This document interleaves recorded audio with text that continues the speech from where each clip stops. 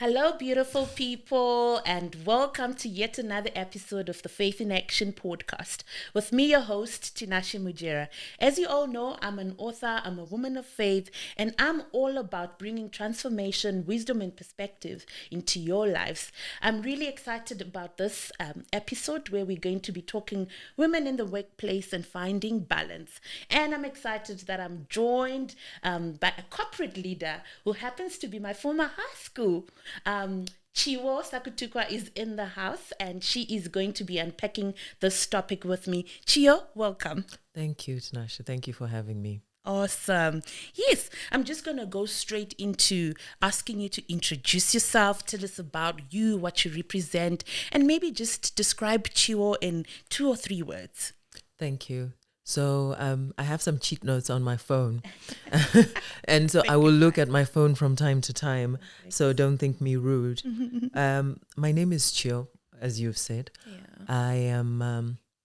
I'm the woman next door, I guess. I am a lawyer by training. Nice. And over time, I've become a regulatory law specialist with a particular specialty in gambling.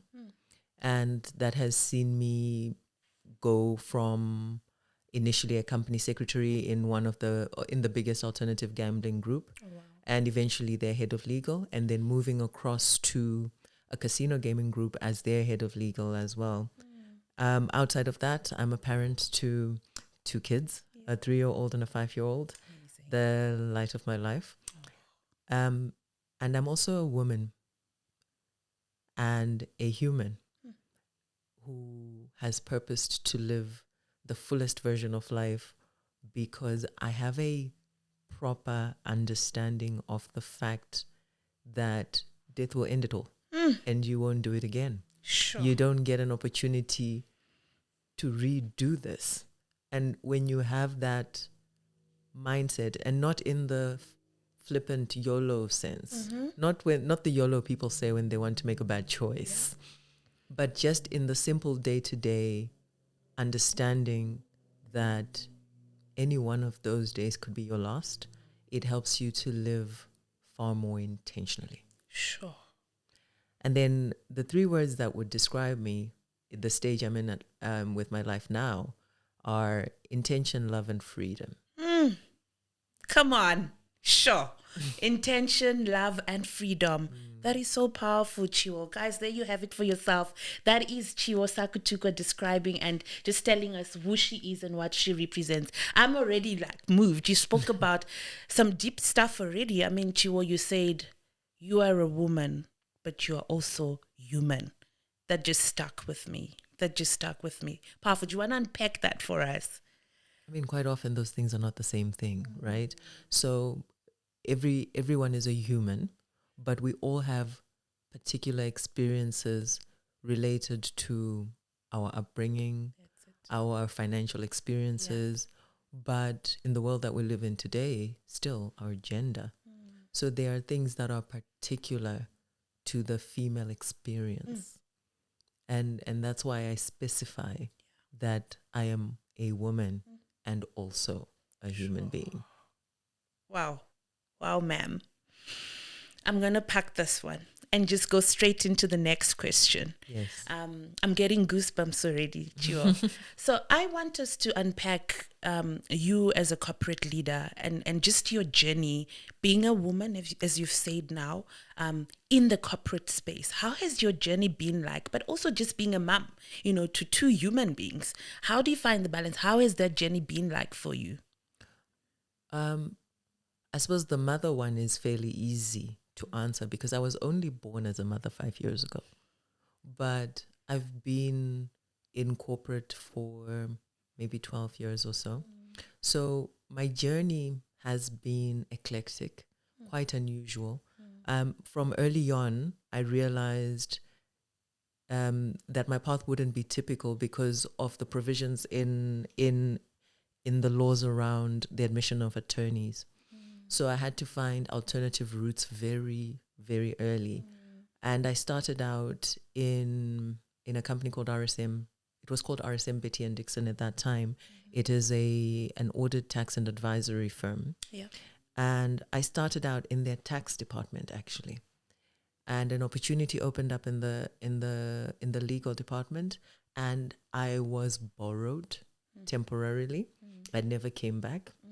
While I was there, I learned. I reported to a woman called Liz Pinnock, and Liz Pinnock came up in corporate long before women's rights and things were a thing. So she had survived, and she had come to be what she was in that firm by pure excellence, by being undeniably good at what she did. And so I was privileged to be under her tutelage. And I learned immediately, and this is in the formative stage of my career, that nobody's going to do it for you, right? Yeah. Nobody's going to come and make this a little bit easier for you. And also that you need to be good at it, because a lot of people love to talk about what they think they deserve before first checking if their output is aligned with what they think they deserve. And then from there also, I also learned, and these are the foundational pieces. So from there I also learned that opportunities are there for you to take. I remember the one time, and this was a defining lesson for me. I remember her saying to me, so the firm didn't have a huge sign by the road that says this is where the firm is, right? So she says to me, can you call around, because that was in my early days, can you call around and see if you can get some quotes or somebody to give us a quote to put up proper signage outside? So I phone around, and then I find a place that I think might be a good one. And then I phone the guy and I explained to him what I want. And he said, well, can I speak to someone in charge so I can work out whether I can help you or not? And he was very aggressive. And I've always been more quiet and soft than aggressive. So I was like, oh, okay, right? And I got off the phone. And then I went to find Liz. And I said, I have some feedback for you. He says he wants to talk to the responsible person. So can I set up a call with you? And she says, no, you're the responsible person. I told you to do this. So your answer should have been, I'm the person and I'm not talking to you anymore. Right? So go back and deal with him. And she did the same thing every time I encountered something. I've encountered wild racism, right? And I'm upset. I'm ready to cry. And this client has come and is downstairs. And I say, I don't want to talk to him. And she's like, oh, no. You're going to talk to him. You can have someone in the room with you, but you will go and talk to him and you will teach him something, right? And these, I give these pieces as the pieces that have formed my career and informed my path, because the education coexists with the tools that I learned in that first job. So from there, as I grew and I became more capable and more confident, we unfortunately lost one, or the most senior person in what was the company secretarial department at that time. And nobody knew what to do, and they were trying to figure out. I mean, there was no plan for something like this. And I remember sitting and thinking, I can do this. It's like I'm familiar with company secretarial, like I'm familiar with the Companies Act intimately, but this is where also staying on top of your craft comes in, because Liz required us to read the Companies Act at lunchtime. So while other people went to lunch, we would sit with our lunch boxes in the library every day, and we read the Companies Act section for section for section and discussed it, right? So when a position that relates to company secretarial and the Companies Act opens up, I was just like, I think I could do this. And she said, sure, you can fill in temporarily, right, while we figure out what we're going to do. I filled it in and I got it right. And so I became officially the head of the department, right? And that's how it went. So what happened was, as the more empowered I got, the more I understood the concept of seeing an opportunity and stepping up to it. And then from there, with that particular skill set, then I was approached to join this alternative gambling company. And I didn't know anything about gambling. But I knew company secretarial because they were advertising for a company secretary. So I went over there as company secretary. When questions were asked, that I had knowledge of or that I had an opinion on, I expressed it, because again, I'm coming from Liz, where you don't get to just keep quiet and take up space at a table. Like, why are you here?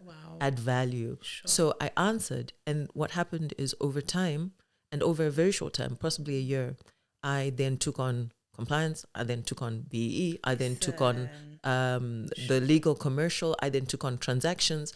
And by the time we got to the end of the second year, I also took on HR, I believe. Wow. And by the time I left, I was not the company secretary only. I was now head of legal and the legal executive.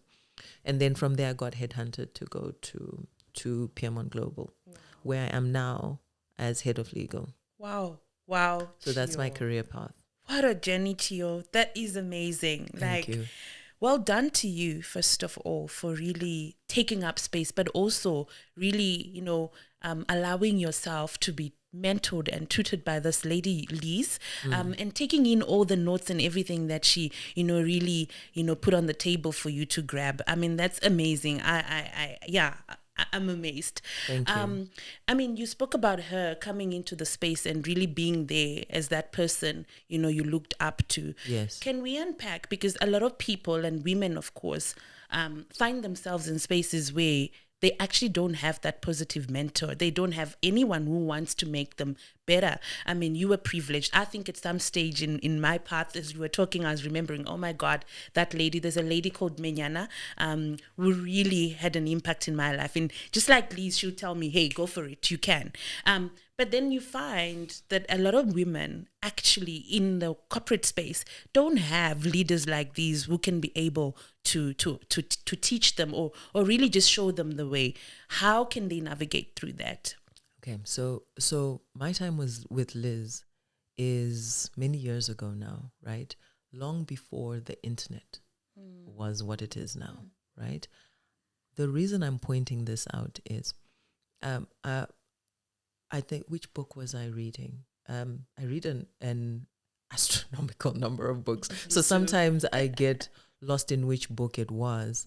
But I think it was How Good Careers Are Made and Unmade. And in that, it's Carter Cast's book, How Great Careers Are Made and Unmade.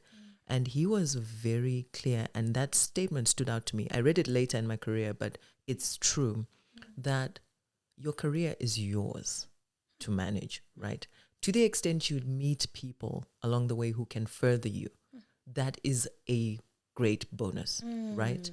But you're not sitting there passively waiting for someone to come and rescue you. Sure.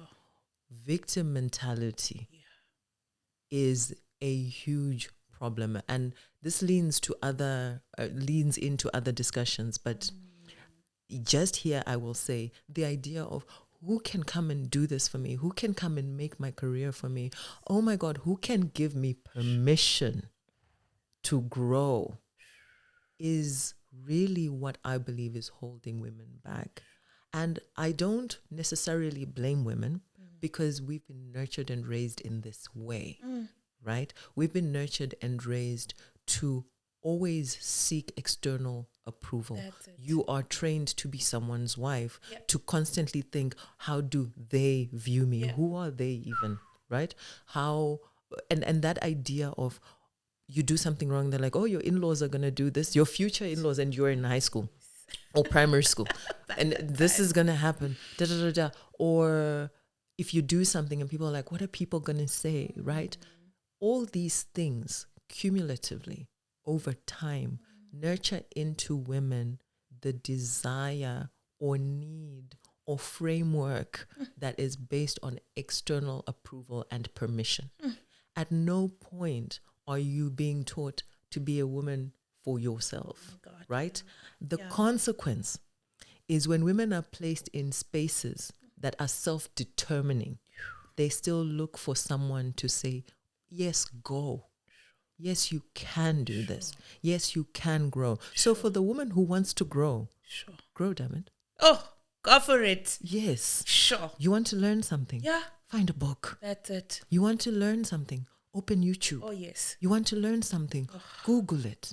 You want to know how the next person did it? Find the next person and ask them.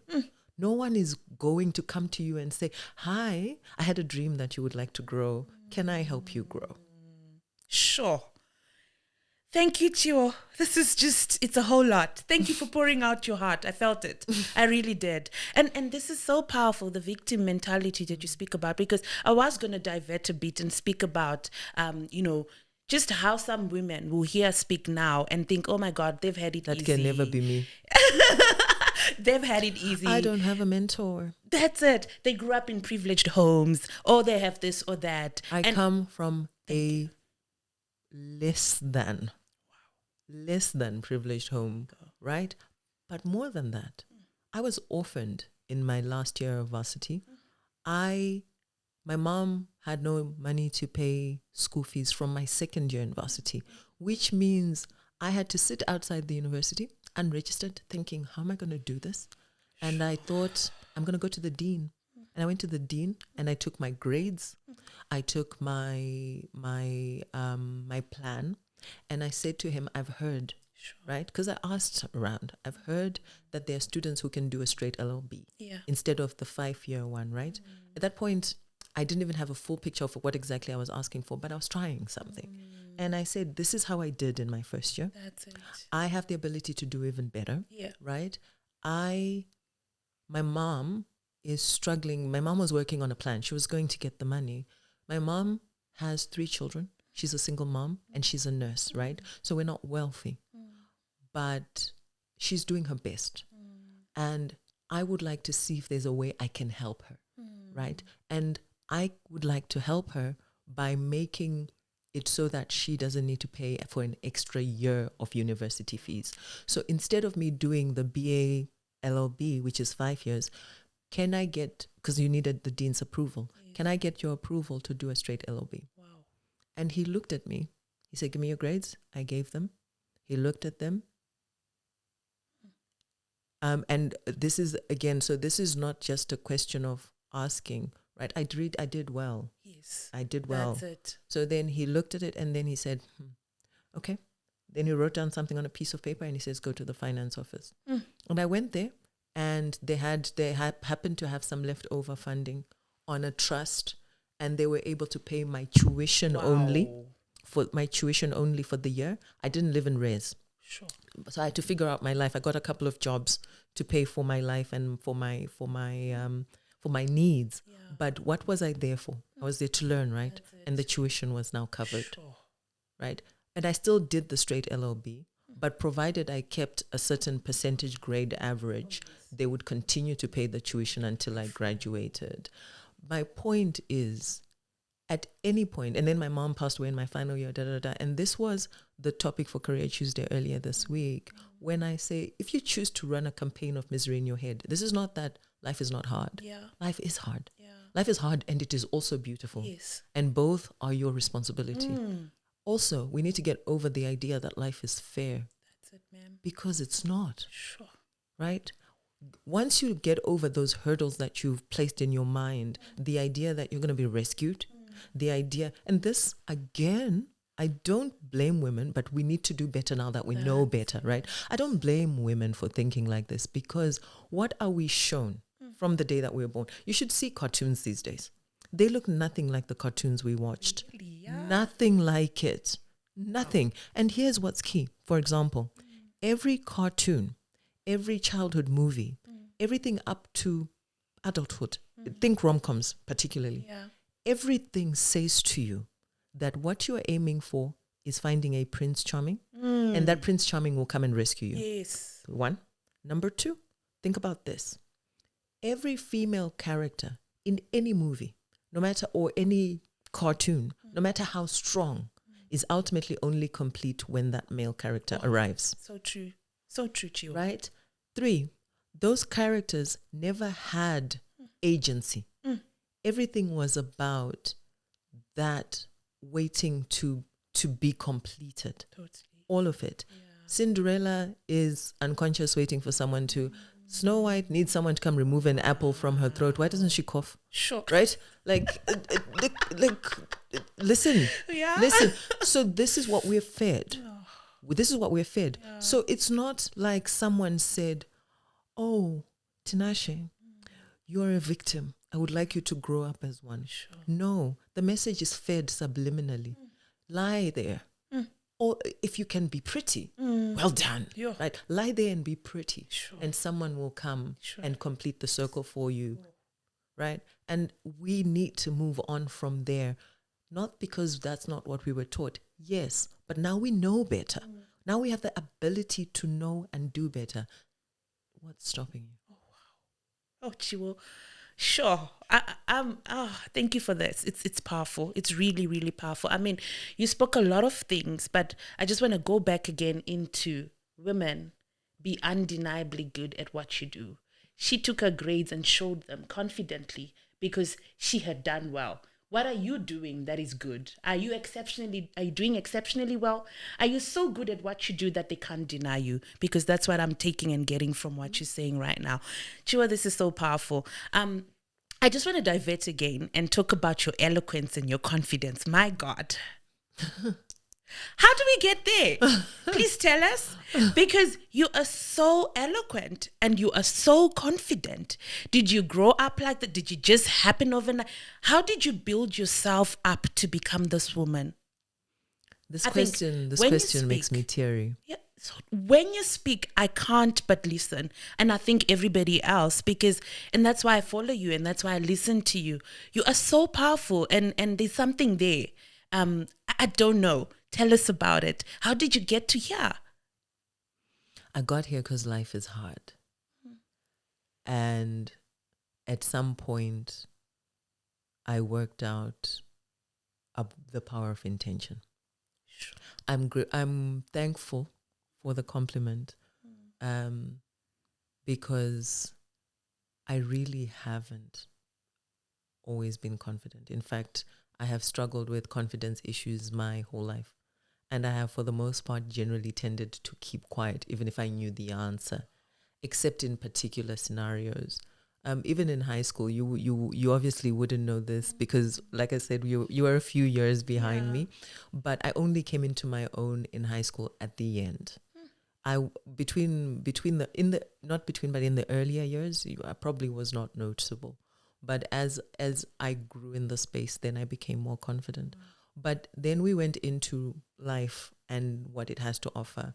You get orphaned in a foreign country with no plan, and you are destitute. So when I say I got orphaned, my mom was working moonlight work, so she was a nurse. But what that means is she does contract work rather than a permanent contract because it pays more.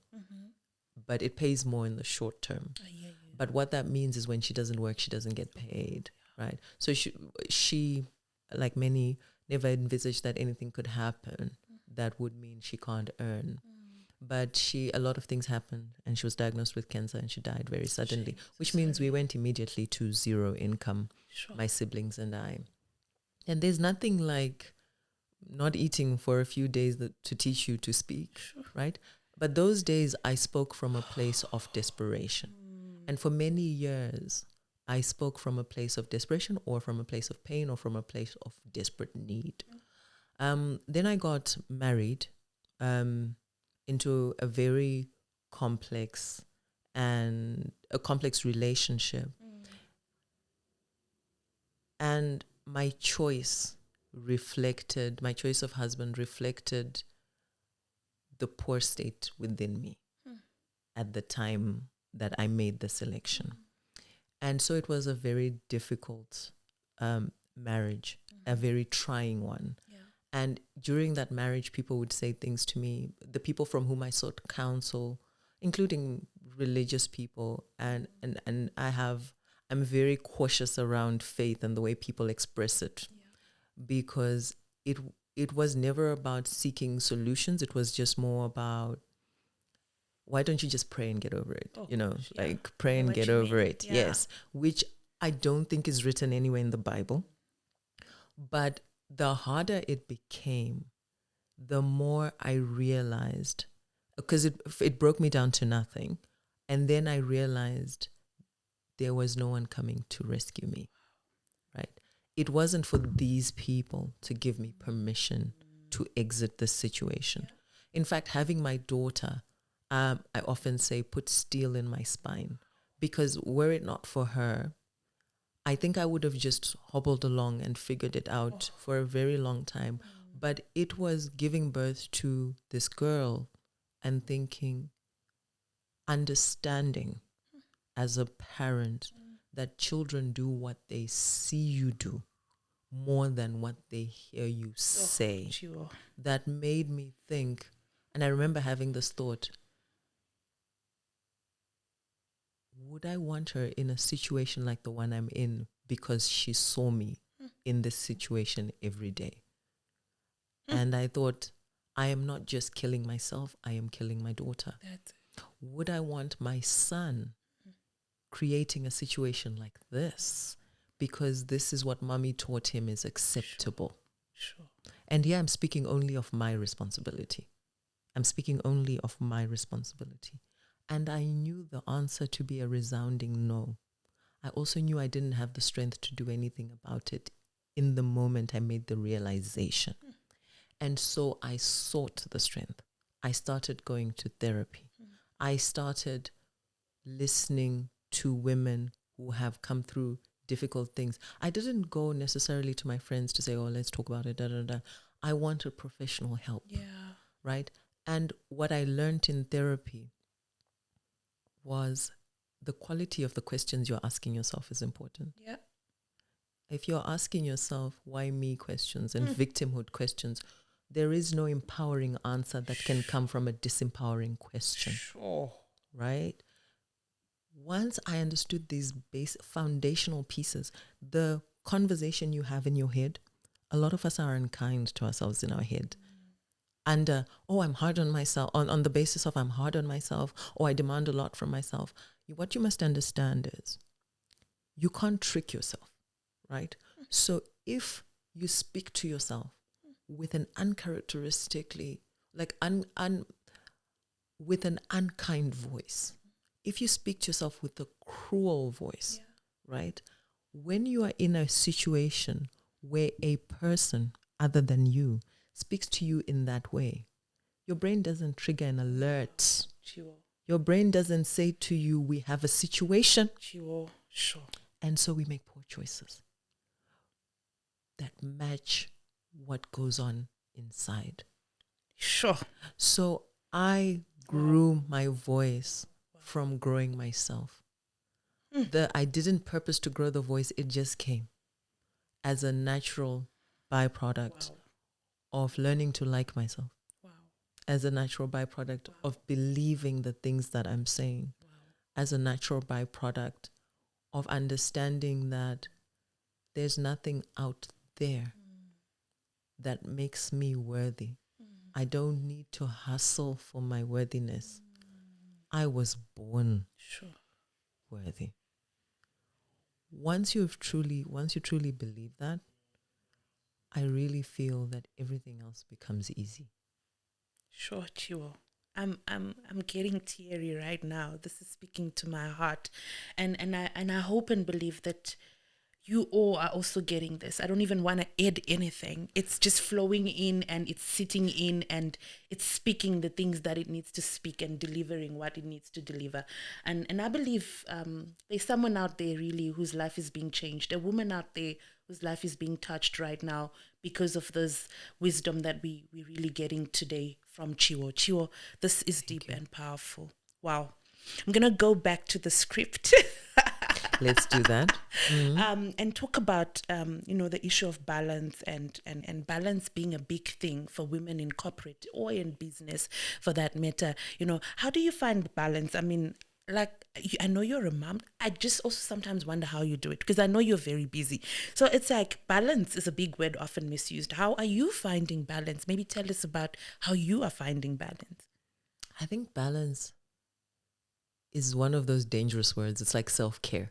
And I say dangerous because at some point, social media will adopt a word and everyone's going to run with it. and everybody's saying the word, but we all mean something different. So if balance means that everything is perfectly balanced on a scale at all times, and it's working perfectly like it should at all times. I think that's a myth. If that's what balance means. If balance means that I've worked out what's important to me and I prioritize it as best as I can accordingly from moment to moment to moment, then yes, I have achieved balance. Because the reality is, you can be all the things you want to be, but you can't be all of those things at the same time. Oh, wow. Right? Many women who've gone before us have told us this. Everyone from Indra Nooyi, the CEO of Pepsi, the former CEO of Pepsi, Michelle Obama. Yeah. I don't need to tell anyone who that is. Hillary Clinton. All these women, Shonda Rhimes. Yeah. All these women who have gone before are telling us this over and over, and it is true. You can be anything. You just can't do it all in the same moment, right? And I think the minute you're trying to be 100% student at parenting, 100% student at work, 100% student at self-care, 100% friend, 100% is a full number. It must be divided. There is no 100% for each. Sure. So according to your priorities, you must understand. So for what has worked for me is creating a schedule. Before kids and whatnot, this thing was not scheduling. What? Like, please, I need my freedom. Yeah. Like, I'll figure it out as I go. Yeah. But especially after the divorce and needing to manage the kids full time as pretty much a single mother and all of these things, I realized very, very quickly that structure for me is the freedom, right? It's understanding things like the minute I say in the morning, I can't run today. I can't run. I don't want to wake up. I'm not going to run this morning. I'll run in the evening. I must know it's done. Everything's ruined as far as running for that day. Like, it's a wrap, right? One, the kids are going to wake up early. They're going to they want to talk to their mommy. They're toddlers. I'm going to get dressed. They're going to get, we're all going to be doing all this together. And then I have to get to work and I have to da-da-da. And by the time I come back, I'm exhausted, but also I haven't seen them all day. And then we need to hang out. And then it's 8:00 and I don't have a gym subscription and I haven't run. And then, and I'm using the running as a particular example, right? When I don't run, over time, my anxiety starts to increase over time. It's a mental health thing for me more than it's a physical thing. Then what happens is my anxiety increases. My output at work and my output as a parent is reducing. Right? So I'm giving that time to parenting and I'm giving that time to work, but the output from the time I'm giving is poorer. Whereas if I take that 30 minutes in the morning to go and run, right, I am sharper and more present and give better when I'm at work and when I'm at home, right? And that's what so then I learned to prioritize. Then running becomes a non-negotiable, right? It becomes a non-negotiable. But what that enables me to show up at work as my best self and to show up as a parent as my best self, right? The other thing I do is that I try to be present. So what I'm doing, so when I'm with you now, I'm not doing anything else. I'm not parenting in this moment. I'm not working in this moment. From the time that you said, I need to be here, I've been doing nothing but Tinashe. Right? Because that is what I'm here for. And when I leave here, I don't leave with any anxiety, Tinashe, because I've given you the best I can give you in this moment. Right? When I'm with my kids, I'm with my kids. Even if I don't have a whole lot of time with them because I've gone to work and come back, the time I'm with them, I'm giving them that time. Right? Kids don't ask for much. Actually, Shonda Rhimes said it very well in that Year of Yes book. She said she realized that when kids say, do this thing with me, right? Maximum 15 minutes. That's even pushing it. Like, let's mommy, let's draw, let's read a book. The book is 35 seconds long. You repeat it 7 times, right? But you do that.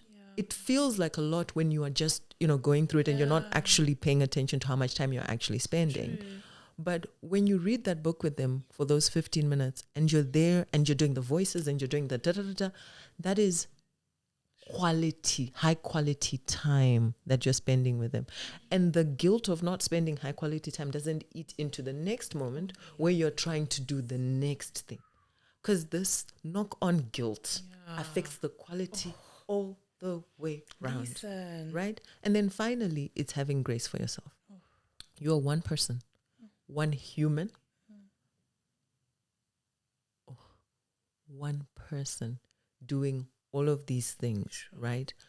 There are days when it doesn't work the way it's supposed to. There are days when one thing doesn't get 100% of yourself. But as long as you're averaging a high score, right, you're okay. Wow. And you need to give yourself grace, right? Wow. It often happens. Let me give an example that's not related but illustrates the same point. I've seen somewhere, I think it was on Instagram, a very powerful question to ask yourself. Did you have a bad day? Or did you have 30 bad minutes and they consumed the rest of your day? Wow. So before people are like, oh, I'm a bad parent. Oh, I'm a bad employee. Da, da, da. Did you have a bad day in the game? And you have a lifetime to do different. Sure. And when you give yourself perspective, you stop being consumed and therefore ruining the present moment. Because you only, life, if you think about it, this is now from Eckhart Tolle, life is only now. What I mean by that is, yesterday's already happened, right? Tomorrow's coming, yes. But your life actually happens in a series of nows. So each now that you spend stressing about that or that or that is the past that you've already created. It's the now currency that you've already spent. Sure. Right? If you have a lot of good and intentional nows, you've created a string of beautiful and intentional nows, and you've created a beautiful life. Sure. The math is so simple. Sure. Chio, you are so powerful. You could talk all day and I just listen and absorb. I promise you, one of the few women really I would say I can really listen to, because I'm very particular about who I listen to, what are they saying, you know. You're flattering me now. My ears are getting warm. Listen, on a real though, I won't just, but I could listen to you all day and you continue to pour and speak. So thank you again. You're welcome. I just want to, I'm going to go into probably not what we wanted to speak about. And I know time is not on our side as well. I wish I could have you for another hour. But maybe let's start with, talk about Chio throwing clay. Tell us about Career Tuesdays. I just want people to know what you do and just to get into your space. So... this is now from a different book. Now I can't remember which book it was, but reading it, I realized there are people who have different gifts, right? I have a friend who is, so the people in the book are categorized, and one type of person is a connector. So there are people who can get into a room and they know 20 of the people there, and they can introduce you and connect you with 20 other people. That is their thing. Like, that is their superpower, right?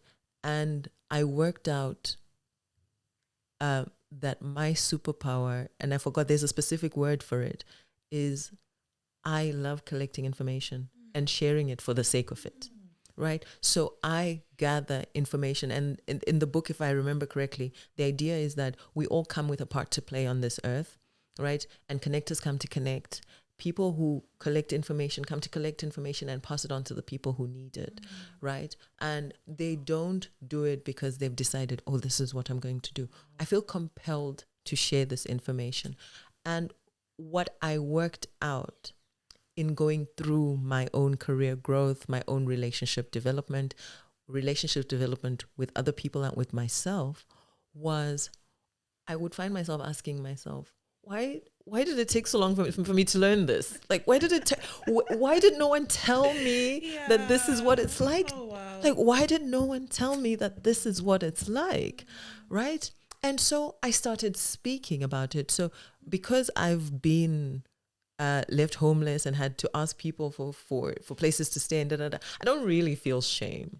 I don't feel shame in the way that people are like, oh, I don't want to say this because what will people think? Quite frankly, you can say what you want to say, and I'll still eat pap, right? Hey, But Chio.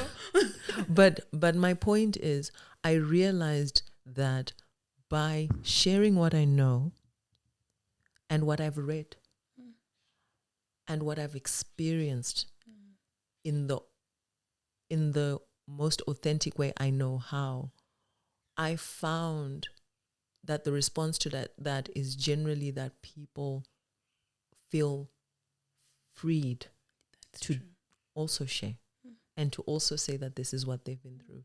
And here's the thing. There are systems and processes for life.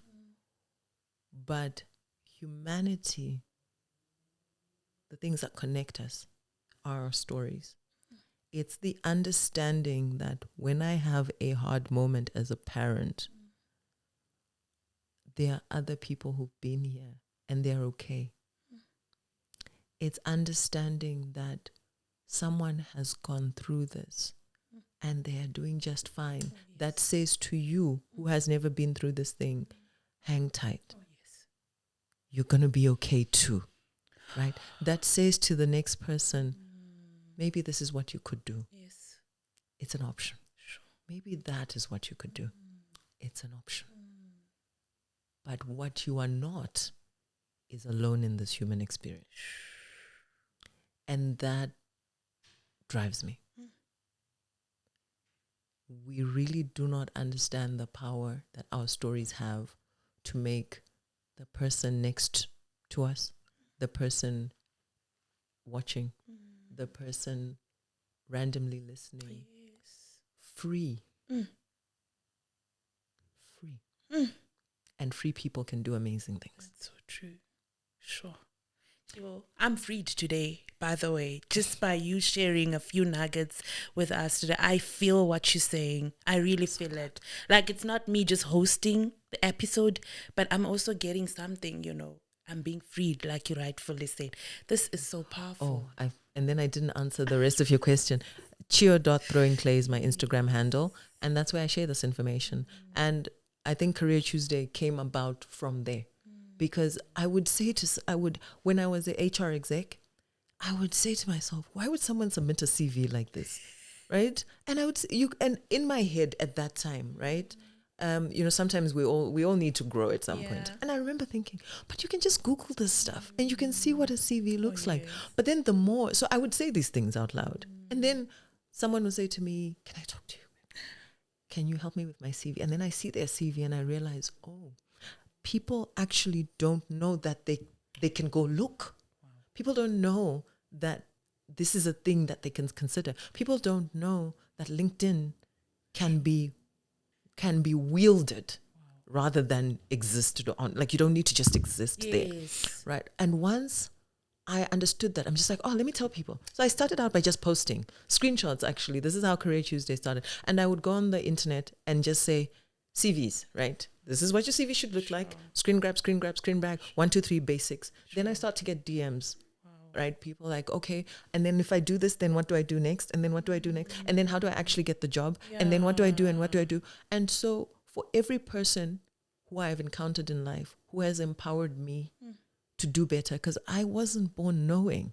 Everywhere along the line, there's an ex-boyfriend who taught me how to do a good CV. He was in marketing and he knew how to present a document. And he taught me how to do, don't worry, it ended in tears. He taught me how to do a good CV, right? And I have taught 100 people or more how to do a CV based off of one. Once he taught me that, then I went on the internet and then I was just like, wait, this is a thing. And from there, I have done and redone people's CVs over and over. I should probably start charging money for this. But this is the power of passing on information. Why is the next person reinventing the wheel? Why is the next person struggling with something I've already been through when I have a mouth? And so that's how Career Tuesday was born. That's how my Instagram account was born. A couple of years ago, I had a different Instagram account. I was actually just talking about parenting. I was the novice mommy. It's still there. I never did it. But then I just thought, actually, what I'm going to do is live my fullest life. And for what it's worth, someone will see that it's an option. Yeah. And that's for them to do with what they will. Wow, Chio. Sure.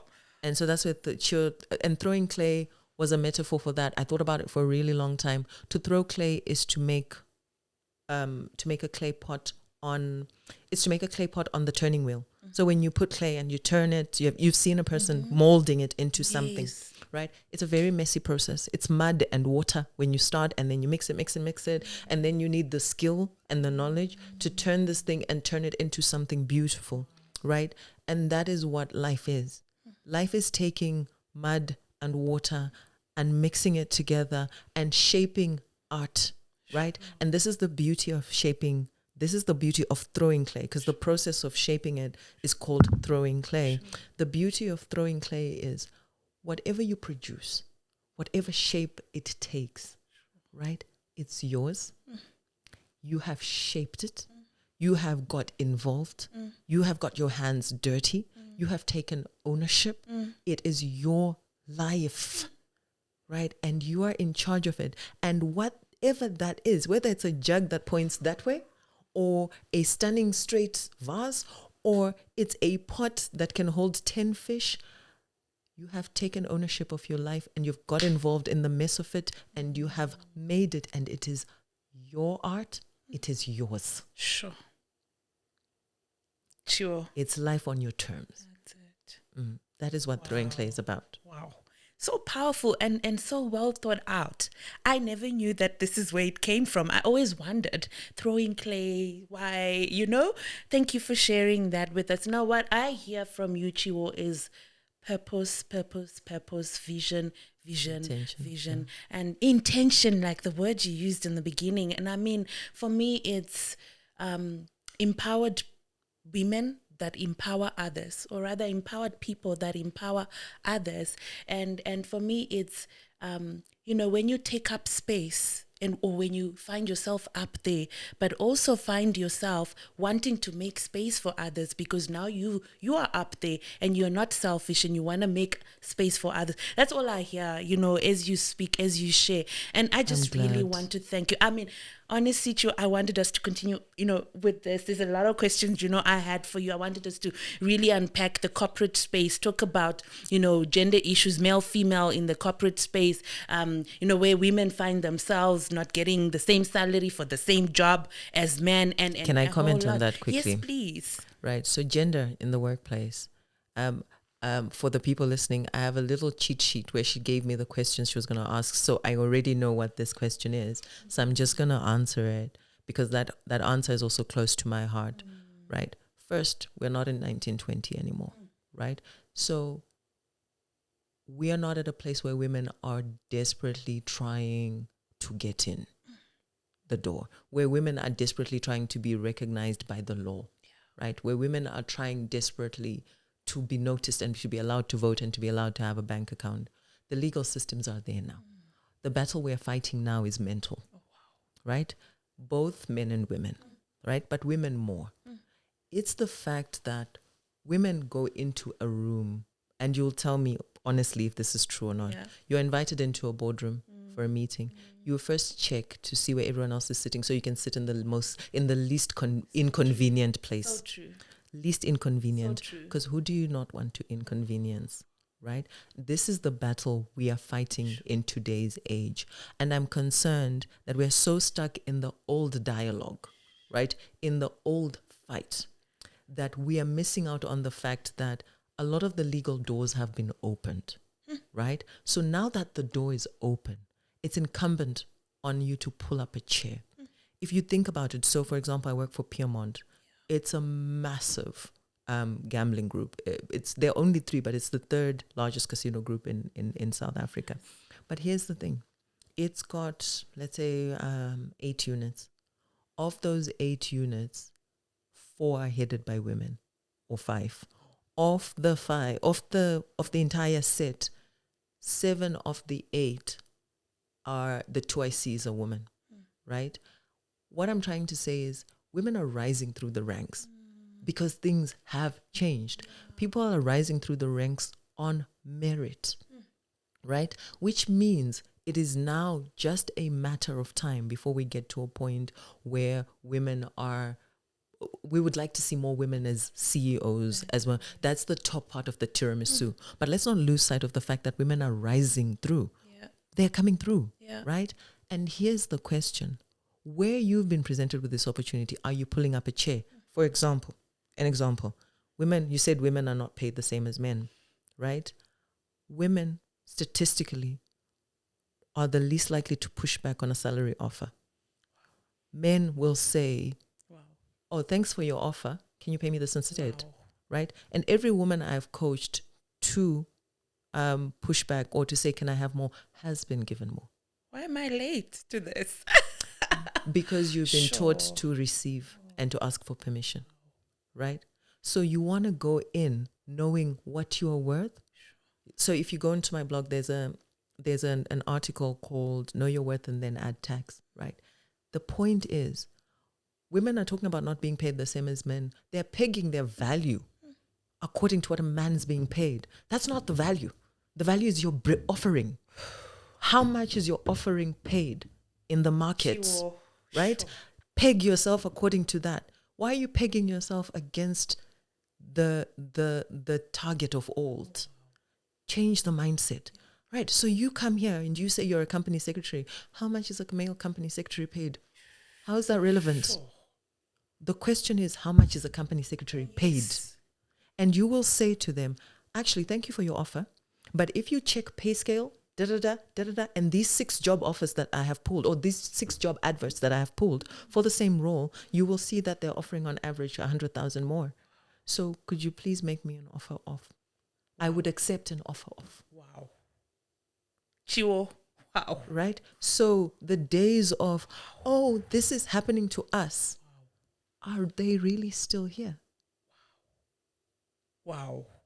Chio. And Wow. there are situations that are unique. But here we're talking all things being equal. And more often than not, all things are equal. That's it. And people get frustrated with a conversation that's happening only in their heads.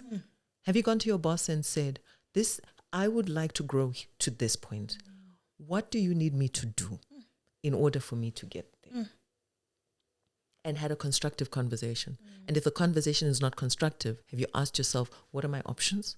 And where can I look to go to achieve this? Sure. Have you done that before you say, oh, I'm not paid enough?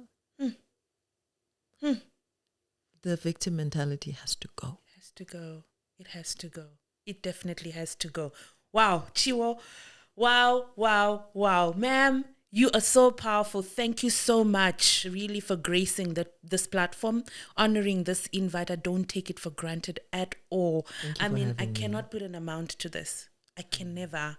No, I can't. I can never. So I'm really grateful, Chio. Guys, you've heard it for yourselves. We cannot unpack some of the questions we really wanted to get into, but this has been a very powerful session. I believe the Lord just led us into the path that He wanted us to speak about. And I'm very empowered and freed today. Chio, do you have any last words? Do you want to say goodbye to anybody that's listening? I want to say thank you to you for inviting me. And thank you for taking the time to set this up and to have a conversation with me.